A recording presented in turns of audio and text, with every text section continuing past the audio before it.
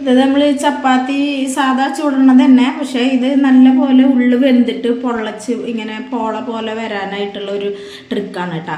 അപ്പോൾ ആദ്യം നമ്മൾ ഇട്ടിട്ട് ആ ഭാഗം നല്ല പോലെ ഒന്ന് വേവണം. അത് വെന്തതിന് ശേഷം മറിച്ചിട്ട് അപ്പം തന്നെ തിരിച്ചിട്ടിട്ട് അപ്പം തന്നെ നമ്മൾ അടുപ്പിലേക്ക് ഇടാം കേട്ടോ.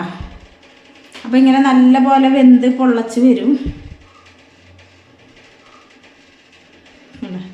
അങ്ങനെ പൊള്ളച്ച് വരും. പിന്നെ ഇനി ഗ്യാസും ഇട്ട് വേവിച്ച് കഴിക്കാൻ പാടുമോയെന്നൊന്നും എനിക്ക് അറിയില്ല. അപ്പോൾ ഞാനിങ്ങനെയാണ് ചുട്ട് ഇടുന്നത്. നമ്മൾ പണ്ടൊക്കെ നമ്മൾ അടുപ്പിൻ്റെ മുകളിലും ഇതേപോലെ തീയിൽ ഇട്ടിട്ട് ചുട്ടിട്ടൊക്കെ കഴിച്ചിട്ടുണ്ട്.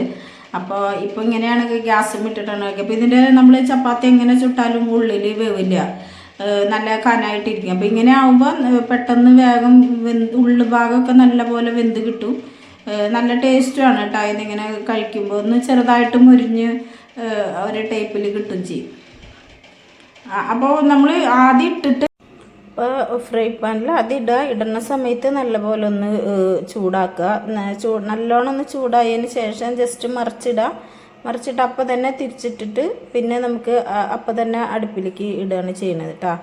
അപ്പോൾ ഇങ്ങനെ ഒന്ന് ചെയ്ത് നോക്കുക, എല്ലാവരും കഴിക്കുക. നല്ല ടേസ്റ്റും ഉണ്ട്, നല്ല ഉള്ളൊക്കെ വെന്ത് നന്നായിട്ടുണ്ടാവും കേട്ടോ. അപ്പോൾ എൻ്റെ വീഡിയോ ഇഷ്ടമായാൽ